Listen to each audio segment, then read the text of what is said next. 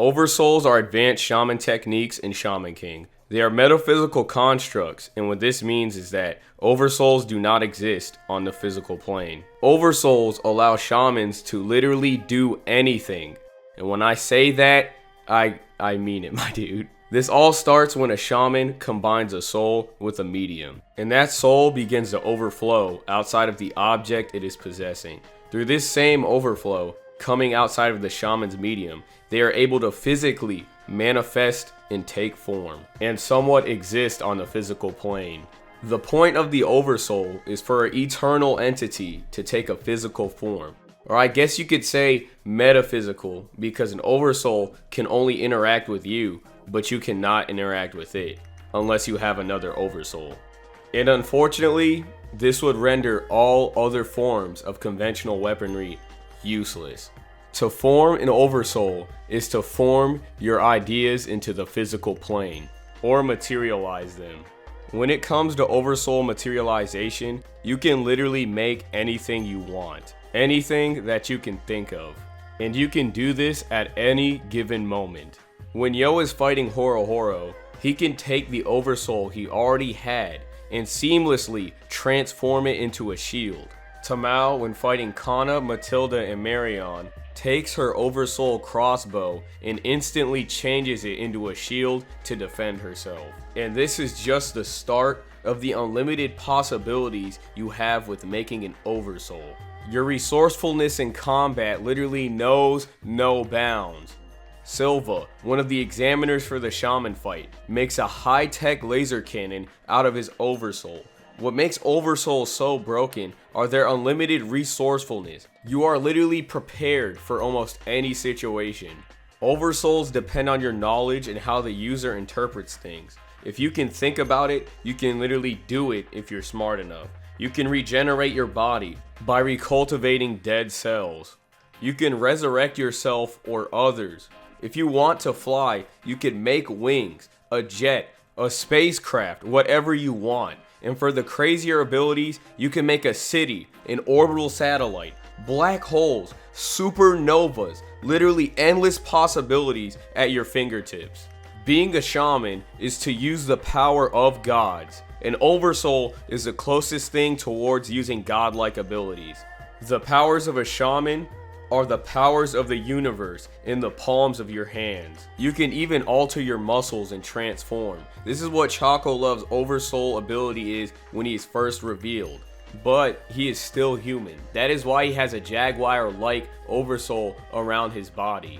And he does this to compensate for the body parts that he does not have as a human.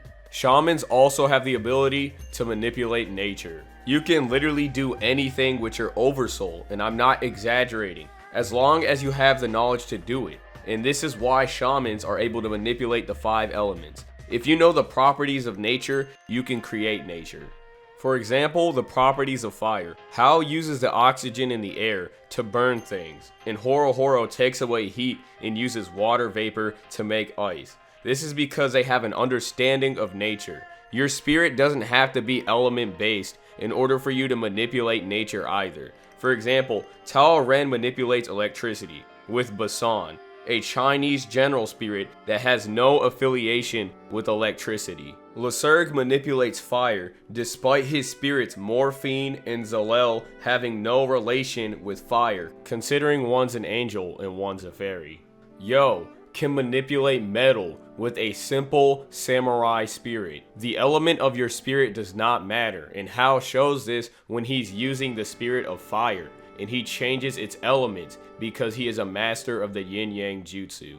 Despite the spirit being the spirit of fire, he's able to turn it into water with his shaman knowledge and skill, because he understands how nature works. There's even a point in the series where there's a shaman that manipulates blood, and he manipulates it so he can heal himself at accelerated speed by controlling the thrombocytes in his blood. He can even use the blood to teleport, and when he turns his blood into fog, as you'd imagine, he'd be able to be one with the fog. And yes, you heard that right. In Shaman King, you can become one with nature, like a Logia Devil Fruit user. Just like how Boris can become one with his bloody fog and teleport with it, Yoh can turn himself into metal, Tao Ren can turn himself into electricity and move at light speed, and Chocolove's master can become one with the wind. With an Oversoul, creativity is key and there really are no limits. If you can think it, you can do it, and I cannot stress that enough. But as open-ended as these abilities are, there are limits, and that limit is your Foryoku.